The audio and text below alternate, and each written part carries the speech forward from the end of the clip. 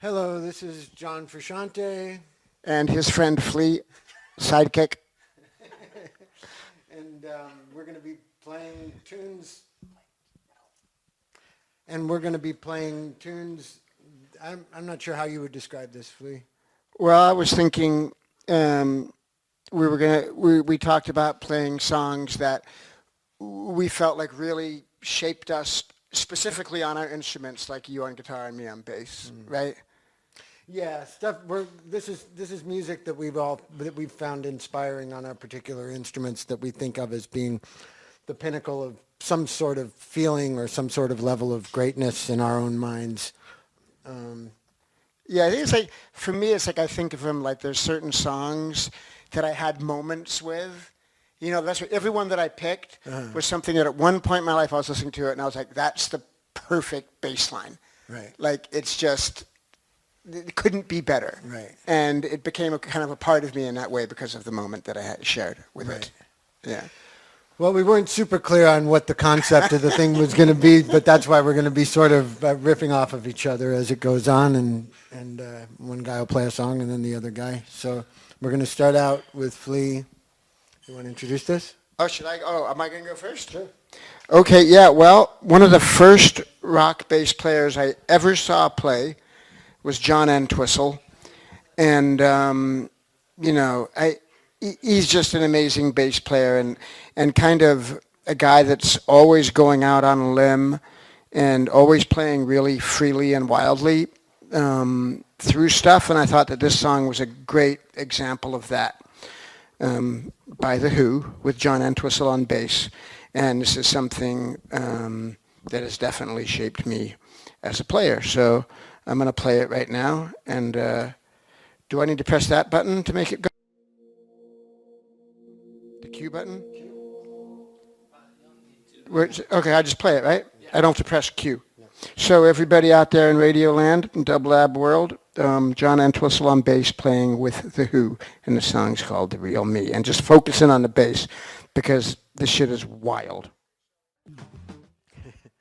I used to take Tic Tacs and pretend that they were, while listening to that music, and pretend they were pills, like the guy in Quadrophenia. We're talking when I was 9 years old. This next song is by the Tony Williams Lifetime. Tony Williams, of course, the great drummer who started out playing with Miles Davis. And the guitarist on this is John McLaughlin, who had also been in Miles Davis's band at this time, but not at the same time as Tony Williams. And this is them together, and it's really some of the most hard rocking guitar playing ever. And I don't know, people called some people jazz guitarists and other people rock guitarists, but this is really like, I got this record when I was 13 years old, and it was very exciting hard rocking music. So here it is, Tony Williams' Lifetime, To Whom It May Concern Them. That was the Ramones with I Don't Care. I bought my first Ramones album when I was, I think, 9 years old at a record store with a big jar full of pennies that were in the house. That Wow. I was like, I heard Beat on the Brat on the radio, and I was just like, I gotta have a record by that band. I had the jar of pennies, so I took it to the record store in Santa Monica. Yeah. All pennies. Yeah. I was thinking before, because you didn't mean to go into the Ramones, you forgot to push the button, but I was thinking while the Tony Williams song was playing that how cool it was that Tony Williams came out and said, I love the Ramones.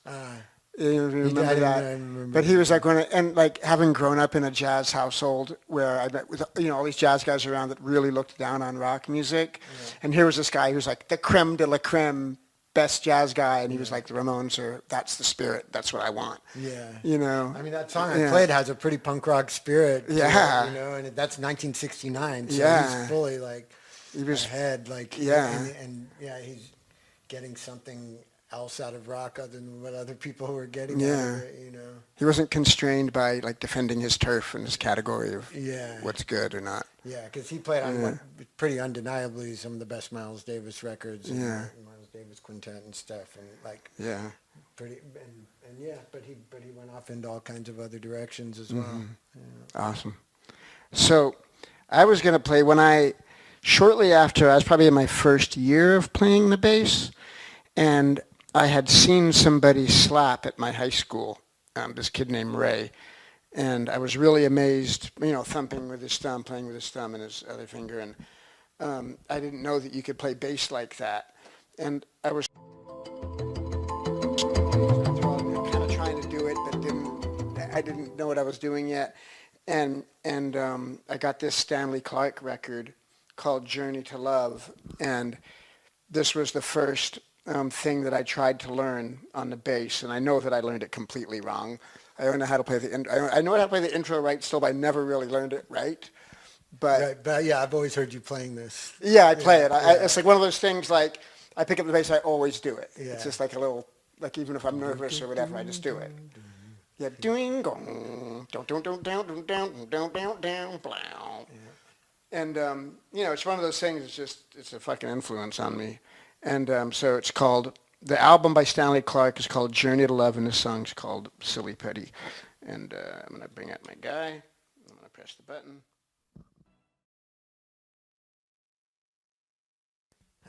This next song is called Go Back, and it's by Public Image from the album Flowers of Romance, featuring the spectacular guitar playing of Keith Levine. That was rocking. Ja Wobble's barely on that song, He's not on that album. He's not on that album. It's just Martin Atkins, Keith Levine, and I Lydon. think it's Martin Atkins. Oh, it's not Martin Atkins on Flowers of Romance. I don't want to. Yeah. Quote me on Yeah. that. Okay. I don't think it is. Well, because don't feel bad because you don't know, because the next song that I'm gonna play is some of the most beautiful melodic bass playing that puts me in a trance, and I don't know the guy's name who plays it. I have a few things like that. Yeah, it's just a band that I love called the Congos, and this album's called Heart of the Congos. And when I one time I was talking to Paul Simonon, and we were like having a bass conversation, and he said to me that was how he learned, that he really loved the melodic playing of the Congos. Right. And so, it's awesome. It's really great. And this whole album's great. It's hard to even pick, but this is a beautiful, beautiful bass playing that makes me happy.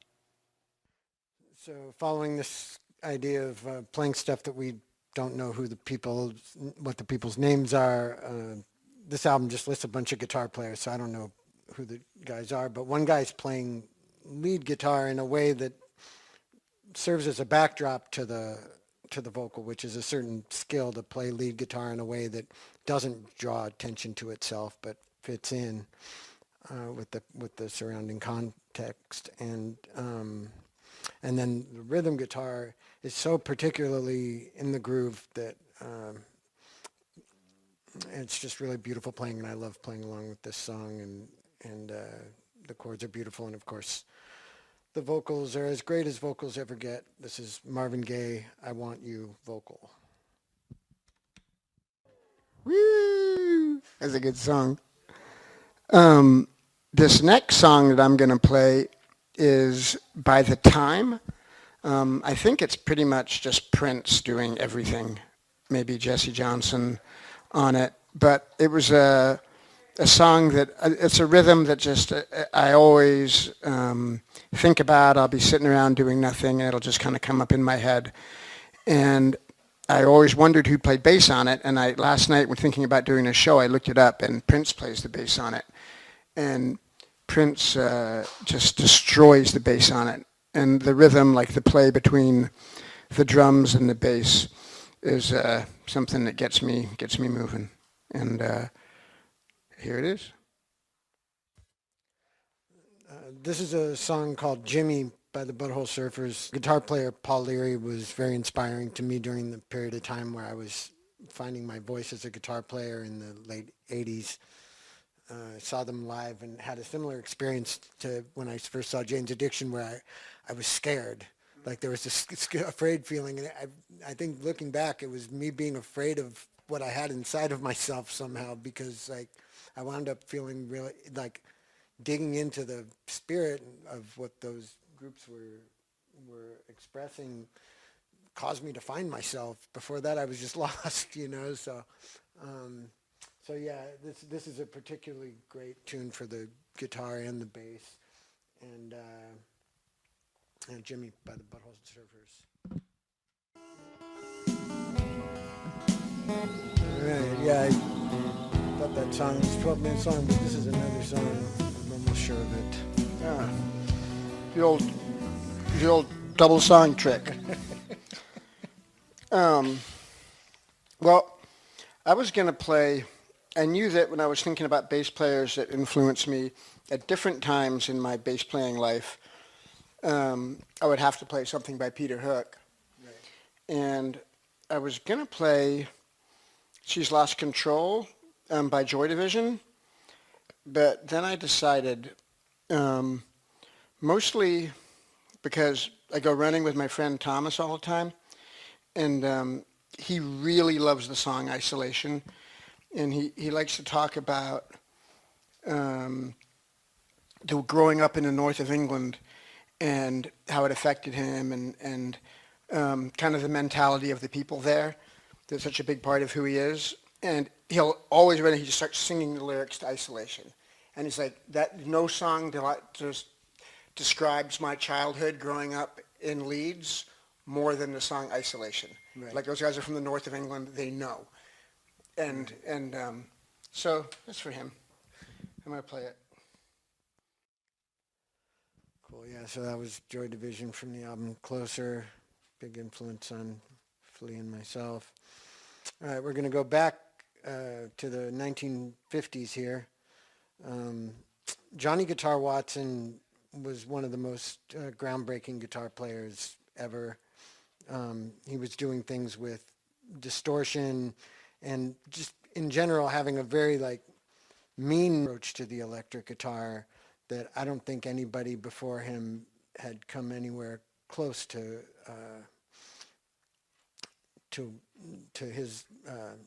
his level as far as that goes. This song is a good example of distortion. I'm not 100% sure what year it is, but I would say it's the mid-50s. And this is Too Tired by Johnny Guitar Watson. One of the greatest electric bass players, and many people who are smarter than me say that he is the greatest electric bass player that ever lived.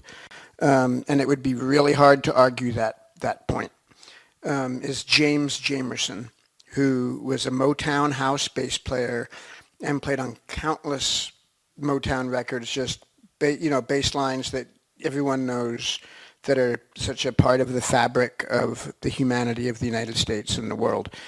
And the ones that I listen to the most and know are on What's Going On by Marvin Gaye, and because it's just such stunning bass playing, and he has the skill of playing through a pop song, R&B song, whatever, a popular music song, and playing completely loosely through it, improvising, moving around the chords the entire time, so fluidly, without ever drawing attention to himself or showing off or making it feel like anything except the most natural walk down the street. And this is him playing on a David Ruffin song, who was the singer of The Temptations, and it's called I Want Her to Say It Again. And I'm going to turn up that little thing, I'm going to press that little button, and there it's going to go. This is a song, this whole album has really beautiful, inspiring guitar playing to me. It's by Iggy Pop. The guitar player one of the guitar players on the album is Carlos Alomar. There's another guy who I guess did a certain amount of the lead playing. It's unclear to me what Carlos Alomar did in some cases and what he did, but and I forget the guy's name. I only learned about that recently because the album doesn't have credits on it. But anyways, this is the song China Girl, which was later performed by David Bowie. But at this time, David Bowie and Iggy Pop co-wrote this song on the wonderful album The Idiot, and it's got some of my favorite guitar playing ever on it. This is China Girl. In the late 80s in Los Angeles, there was a lot of music going on, a lot of rock music, a lot of hip hop, a lot of jazz, a lot of all kinds of music going on. And at that time, though, I didn't think there was anything more exciting than Jane's Addiction. For me at that time, uh, they were just, it was hypnotic, violent, sexy, mysterious, stuff that's really hard to get, all at once. And they were just really, really incredible. And I think that during that stretch, the bass playing that Eric Avery did, it really influenced me. And he's a kind of an unsung hero of the rock bass. I think he defined a style, and he's awesome. And a lot of their songs start with bass, and this one does. And when it comes in, it's vicious, My friend Terry from Les Butcherettes asked me recently if who I thought was a better singer, Kurt Cobain or Janice Joplin. It was a pointed question, and it was a difficult one to answer. And Kurt Cobain is absolutely one of my very favorite singers ever. I could listen to his voice forever. It's just endlessly fun to listen to. Like, it's like a synthesizer or something. Just you never know what sounds are going to come out of it. But Janis Joplin, she can make me cry at the drop of a hat. Like, I could be listening to her, just having a good time, and then all of a sudden start bawling because it's just she had a very powerful thing. So, not wanting to say one person's better than another, but she is about as effective of a singer emotionally as there could ever be. And the guitar players in her band at this time were really exceptional. You have all that period of in the 80s where people are trying to play fast and clean and stuff like that. And this version of this song, this guitar solo is so good. It was the kind of thing around 1990 I was starting to realize, fuck playing fast and clean, like it's about the feeling that's in it. And sometimes playing sloppy can be a way more exciting feeling than playing clean. So this is Janis Joplin and Big Brother and Holding doing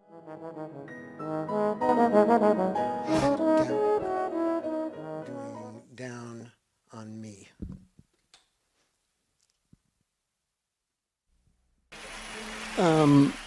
Part of the things that, I mean, a lot of the things that have really influenced me on the bass are things that I can't play. Guys that are just so much more technically advanced than me, or just, more evolved humans than me. And one of them is Jaco Pastorius, and he's probably the most significant one. And this is something, a song that people know who like Jaco Pastorius. But I guess a lot of people don't know it, and I just felt like I couldn't have a thing where I was thinking about bass playing without playing it. And it's one of the most beautiful, unique, one-of-a-kind bass performances ever recorded in history, and it's called Portrait of Tracy. I'm going to follow that same train of thought here. People are always talking about who are the best guitar players or making these lists and all kinds of things, but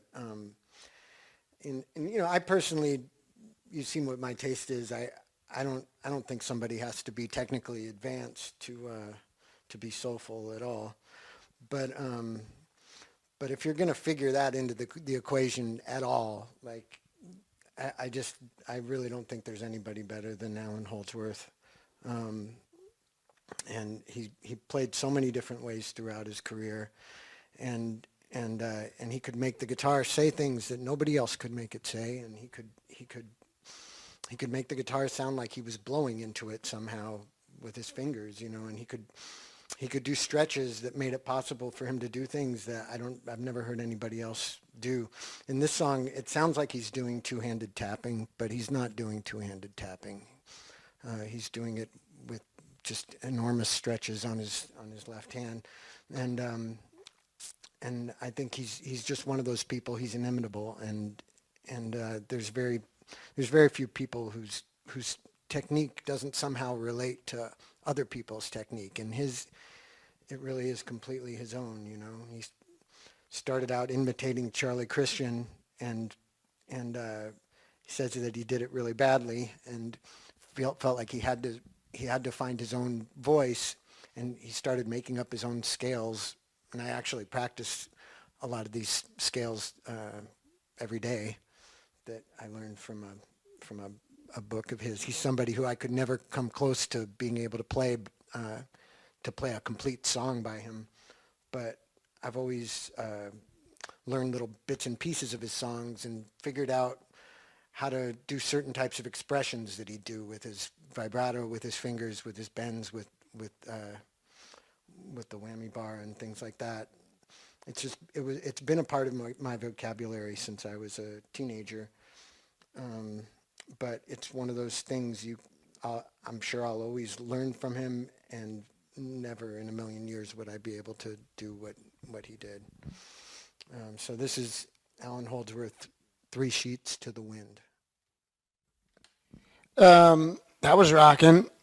And John earlier played a song off Flowers of Romance by Public Image Limited. And it didn't have Jah Wobble playing bass on it because Jah Wobble wasn't in the band at that point. But I have to stand up, or I could sit down or lie down or crawl around, if you like, and say that Jah Wobble is a bass player who I think of endlessly, who, was not a technical bass player or is not really a technical bass player at all. Just an incredibly imaginative bass player with a, sonically had a sound and rhythmically had ideas about doing things that sound so beautiful and warm, but also like kind of scary at the same time.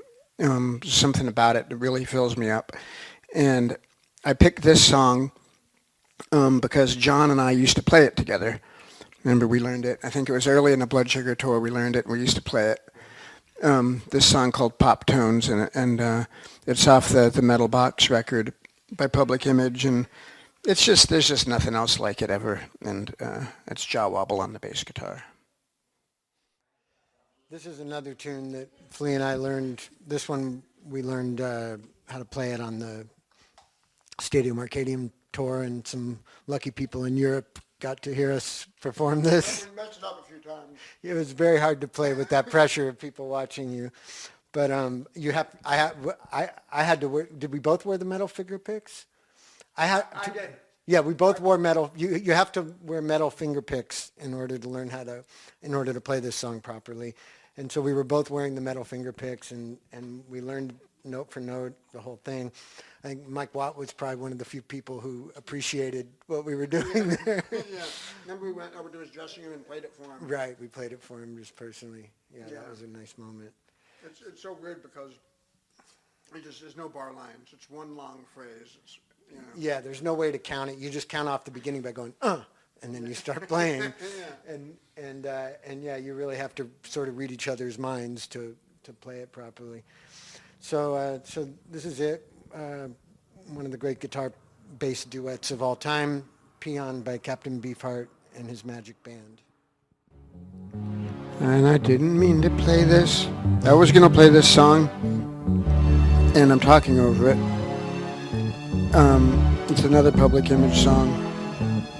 And the way the space that the bass fills, you hear that? And it just kind of does that for most of the song. It's so melodic and beautiful, and I always want to find a place where I can do something like this, and I never really find it. Somehow he does it without sounding too busy. I always sound too busy when I do it. But the song that I really wanted to play is some punk rock by Minor Threat, and this is it. And in the spirit of punk rock, I'm going to play a song called Thoughts of Yesterday by Tsol, featuring the wonderful guitar playing of Ron Emery, one of my favorite punk guitarists.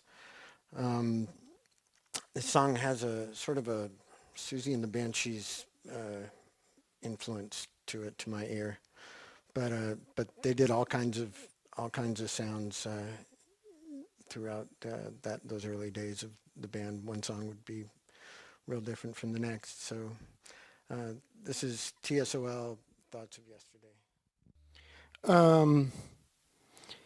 One night in the 80s, I was sitting up in Pete Weiss's apartment in a real drug-induced state. He had left me there for a week.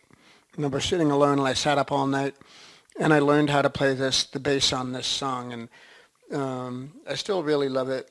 It's a simple song, but the way that the bass opens up in the chorus and does this beautiful melodic thing is just great. It's great through time. It's the specials, and it's Horace Panter on bass, and I've always been very partial to this song.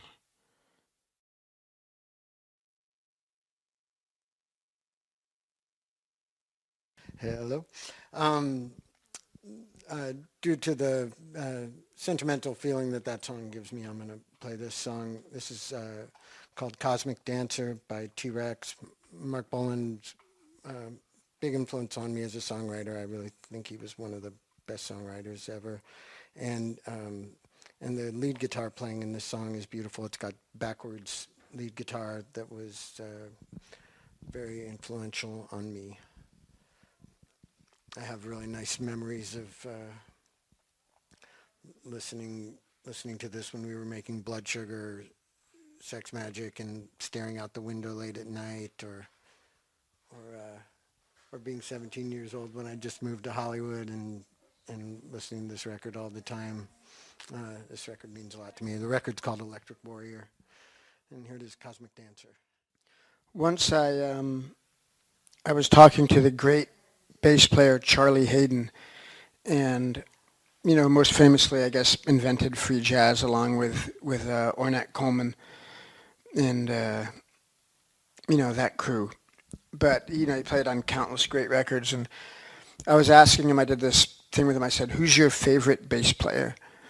And he said, "Bach is my favorite bass player," and it really got me thinking. And shortly after that, I went to go study theory at college for a semester, and I really fell in love with Bach. And this is my favorite Bach, is the Art of the Fugue, and it's amazing because it's really 5 notes. Like do dee dee da do da do dee da da da da. That's the whole thing, and he takes that, turns it backwards, inside out, adds all these counterpoint melodies to it. And this is Glenn Gould doing the first part of it.